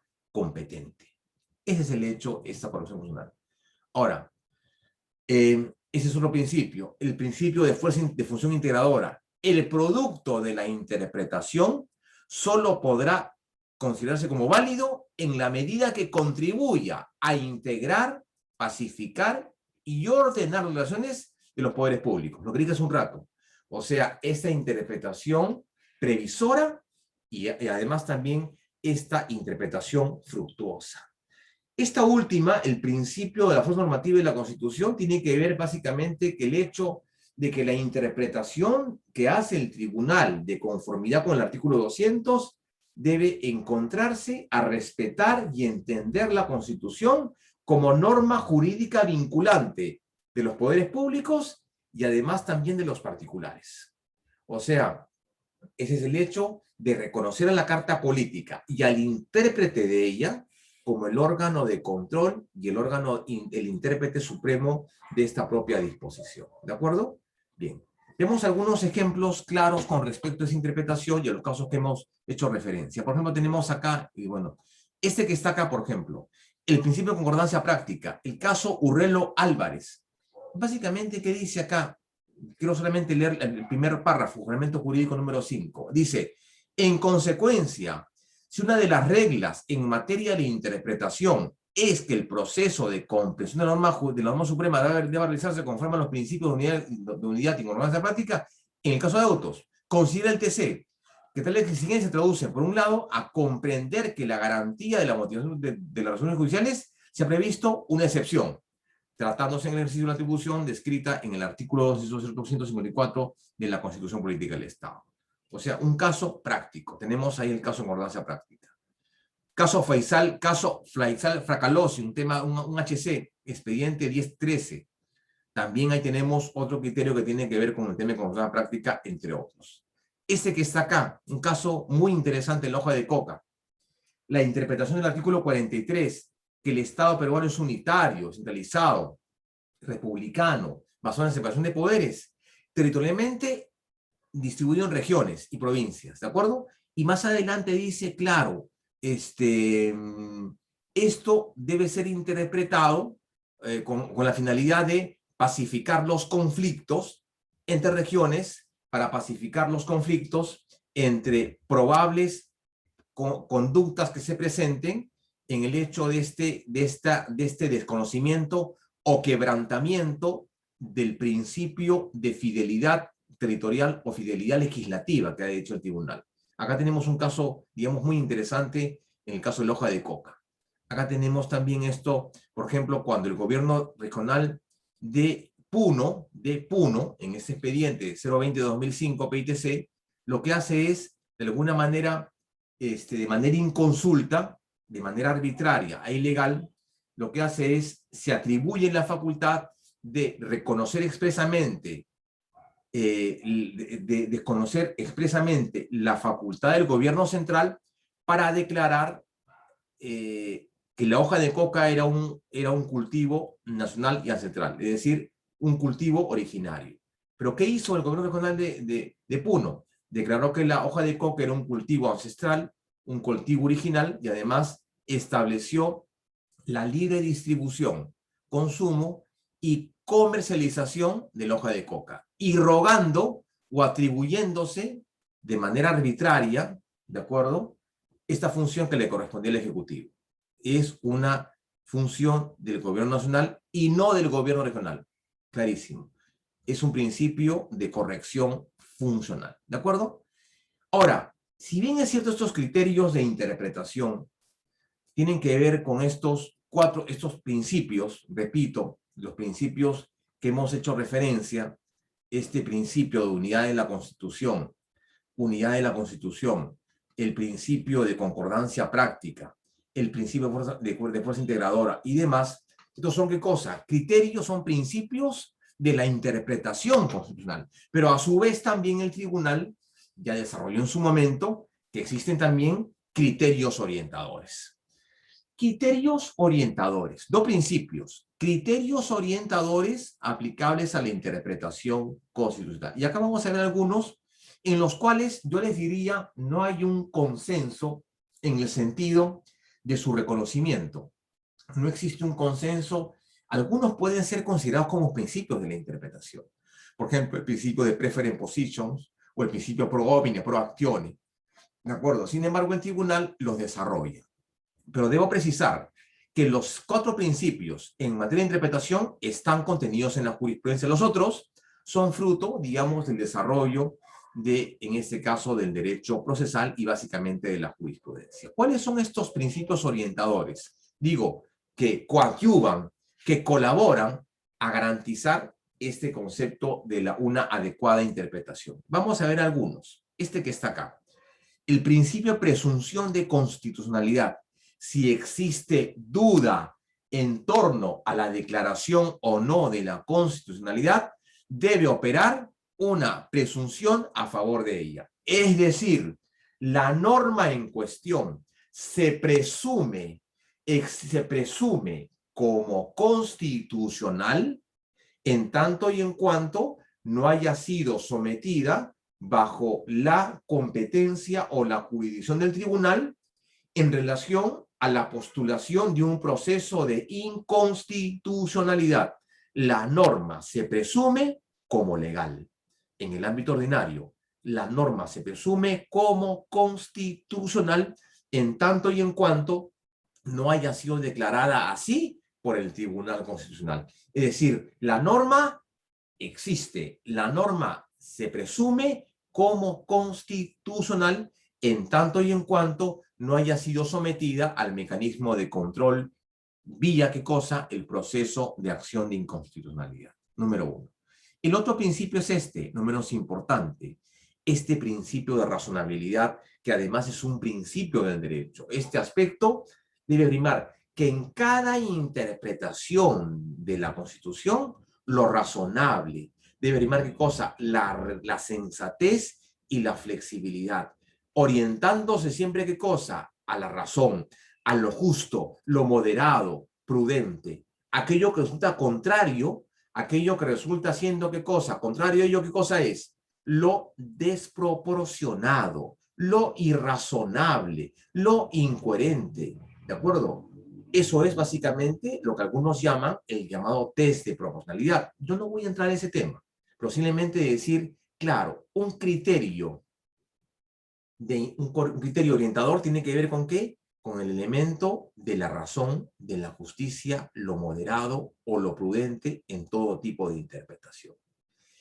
El siguiente es un tema muy interesante, es un principio interesante porque este principio no ha sido, digamos, claramente desarrollado en jurisprudencia del TC y en todo caso es una agenda pendiente para la labor judicial, que se conoce como el principio de previsión de consecuencias necesarias en materia de una decisión judicial.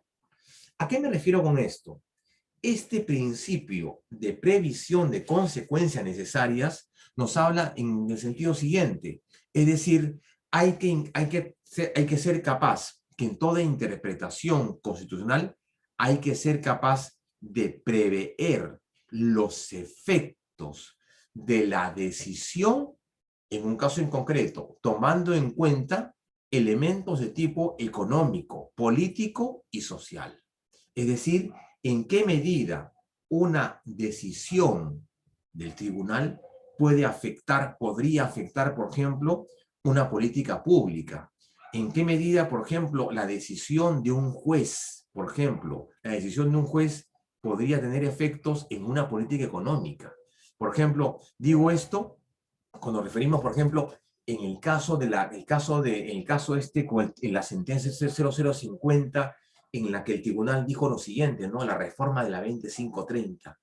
Pero ahí hubo un elemento político y de económico, principalmente económico. Dijo, claro, si vamos a seguir reconociendo en el ámbito del Estado y en el ámbito principalmente económico de que exista una ampliación de los derechos de la 2530 y de estas pensiones niveladas, vamos a llegar a un punto en que la economía del Estado va a llegar a un colapso. ¿Por qué? Porque el Estado va a asumir costos mayores en el monto de la pensión. Una decisión como esa tuvo que ver con un móvil económico, básicamente, de un respeto y un respaldo a una política económica en el sentido de que una decisión judicial tiene efectivamente un contenido jurídico, pero también ¿qué cosa? Un contenido económico y un contenido de una política del Estado, ¿de acuerdo? Una política del Estado. Entonces, es un tema sumamente interesante esto de la previsión de consecuencias necesarias, un tema que no se ha resuelto mucho. Aquí en la jurisprudencia que se ha previsto, entre otros, otro tipo, una variación de este principio que se llama el principio de protección. Es decir, claro, yo opto por proteger derechos fundamentales el día de hoy frente a una probable amenaza futuro, ¿no? O sea, por ejemplo, por ejemplo, doy un caso muy claro y preciso, en el caso de la píldora del día siguiente, el tribunal dijo, bueno, claro, el principio preventivo, dijo, yo en este caso, primera sentencia, dijo el tribunal, voy a declarar que la píldora del día siguiente es abortiva, porque no tengo a la fecha razones científicas que me digan lo contrario. Sin embargo, voy a abrir el debate científico, voy a abrir el debate de la ciencia. Si la ciencia me demuestra de acá 2, 3, 4, 5 años que la píldora al día siguiente no es abortiva, entonces yo puedo permitir su comercialización y distribución gratuita. Y así fue. Años después el tribunal dijo, claro, la píldora del día siguiente, en su momento la declaré abortiva, ahora la libero de esa restricción y digo, puede ser distribuida gratuitamente porque la ciencia, el avance de la ciencia, informes médicos concluyentes han dicho que no es abortiva, por lo tanto, cambio mi decisión. Ese es el principio de protección, de acuerdo que plantea la jurisprudencia, pero el efecto que son de consecuencias necesarias es un tema sumamente interesante en materia constitucional.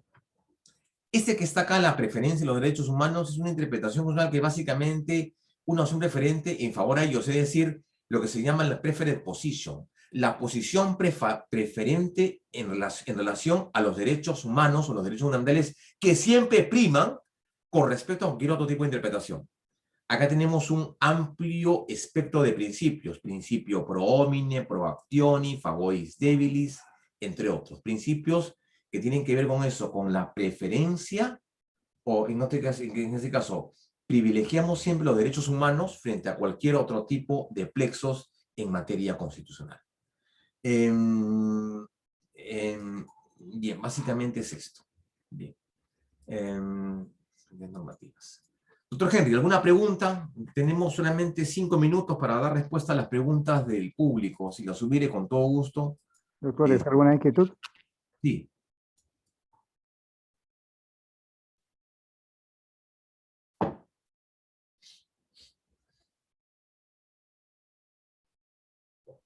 Doctor, parece que no. Continuemos.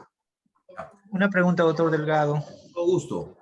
Dudamel Ramos, buenas noches. Dudamel, nuevamente contigo. Sí, doctor. Doctor, como usted ha señalado, no hay órgano del Estado que esté exento del control constitucional del TC. Más es una de opinión, doctor, por la coyuntura en que estamos, ¿no? ¿Qué opinión le merece, pues, que uno de los candidatos acá en la segunda vuelta haya manifestado que una vez asuma el poder va a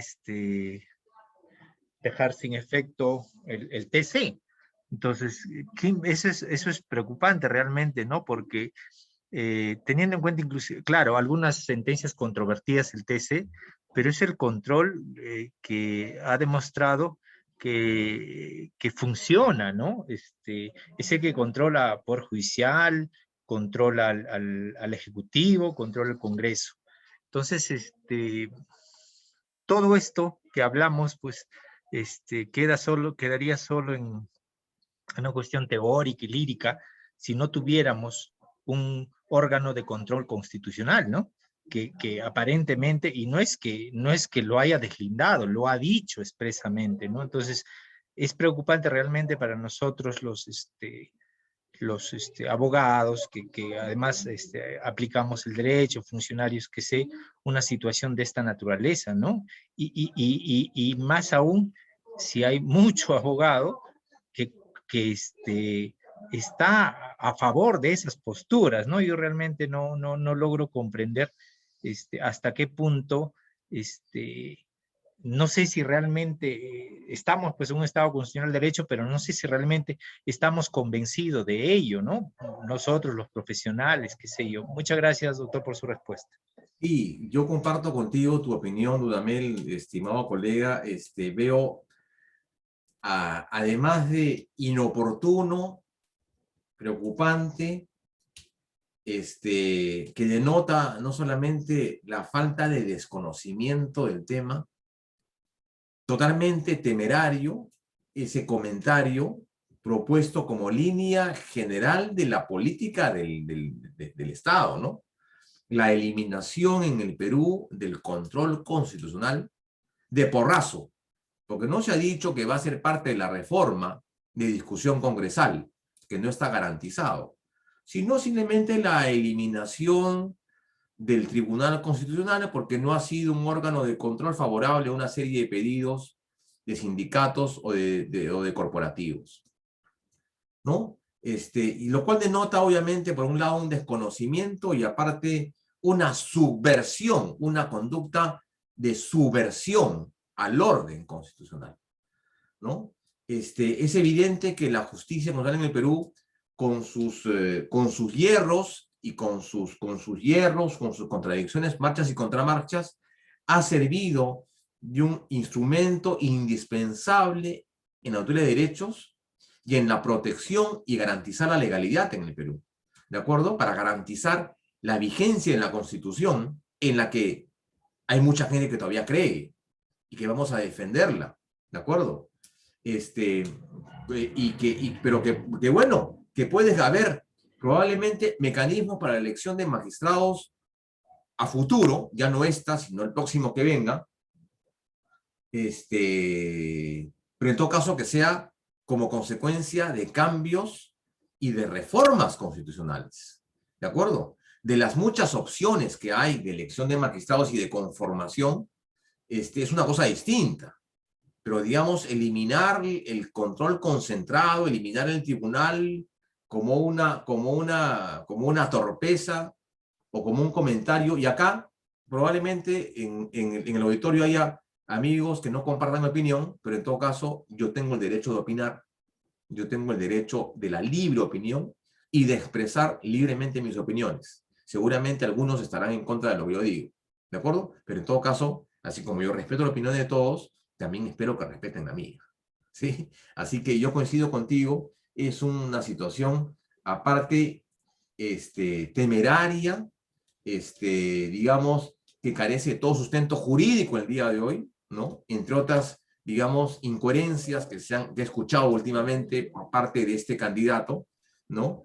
Que resulta siendo preocupante como parte, digamos, de esta política este plan de gobierno que quiere descabezar pues, el Tribunal Constitucional.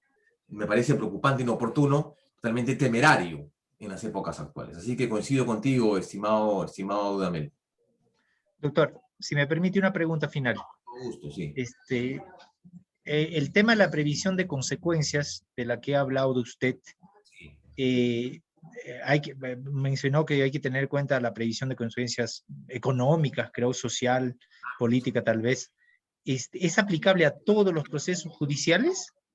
Yo diría en los cuales hay un contenido o una controversia desde el punto de vista económico, ¿no? O político. Digamos, imagínate que exista, por ejemplo, una controversia que tenga que ver, por ejemplo, ¿no? A ver, un tema muy puntual ahora, el día de hoy, ¿no? Imagínate que, por ejemplo, el Congreso de la República ya ha establecido el retiro de la CTS del 100%, ¿no? Como efectivamente se ha dado. Y entonces el tribunal ha dicho, bueno, es una medida que compromete seriamente el tema de la economía en el Perú, ¿no? ¿Cómo afrontamos esto en una situación de pandemia y de emergencia? Y aparte le vamos a pasar la pelota al próximo gobierno, no a este, ¿de acuerdo? Que va a tener, digamos, cada vez menos recursos para enfrentar económicamente la estabilidad económica. Ahora, claro, imagínate que esto llegue a manos de un juez, ¿no? Un juez. Entonces el juez diga, perfecto, este es un tema importante. O sea, ¿la admito o no la admito? ¿No? O en todo caso, ¿fallo o no fallo? ¿Resuelvo o no resuelvo? Porque si yo resuelvo a favor, obviamente estoy comprometiendo una política económica. Obviamente tiene que ver con los involucrados y también con todo, ¿no? Ya. Entonces, este análisis económico, ese análisis, digamos, económico, social, el impacto social de una medida judicial, es una consecuencia, claro, no en todos los casos. Hay temas particulares en los cuales yo, por ejemplo, demando un tema de un puesto de trabajo o un tema de atención de salud. Pero, por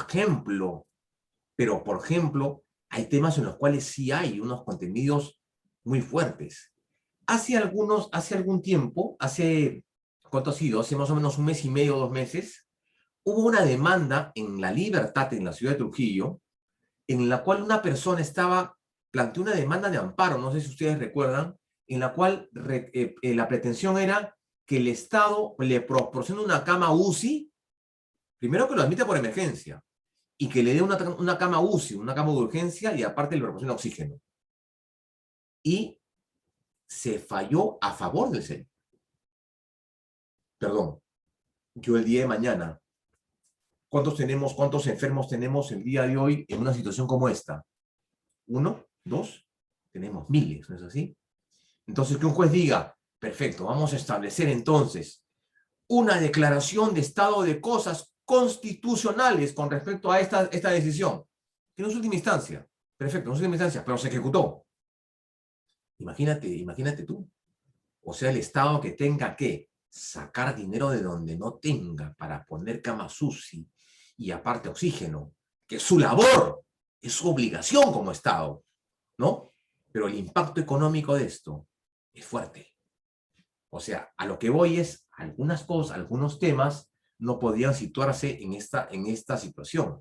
Pero hay algunos temas que sí, efectivamente, tienen que ver con este principio de previsión de consecuencias necesarias que involucra un estudio, un análisis del efecto económico y de las políticas fiscales, políticas presupuestarias a futuro.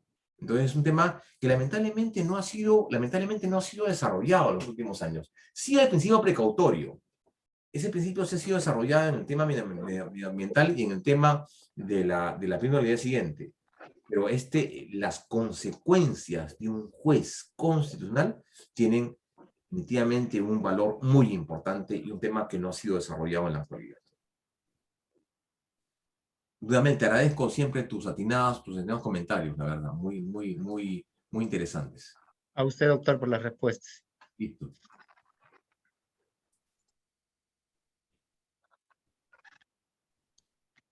Doctores, ¿alguna pregunta, algún comentario final?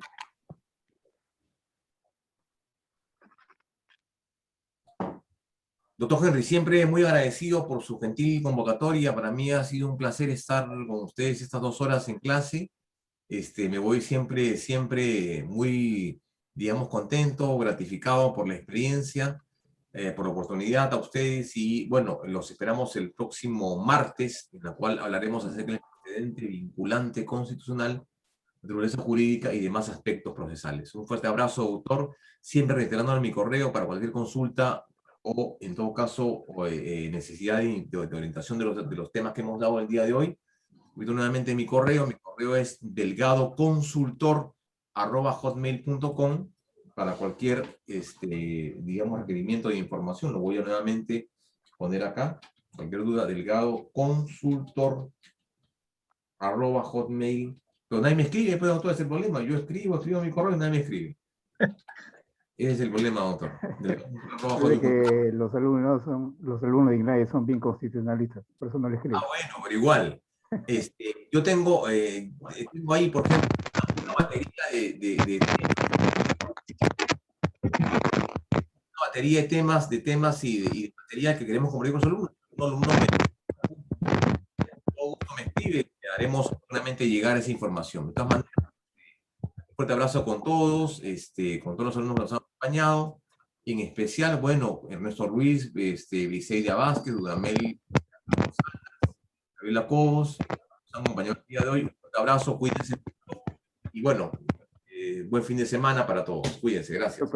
Gracias, muy buena noche con todos. Buenas noches. Buenas noches con todos, gracias doctor Henry. Hasta luego.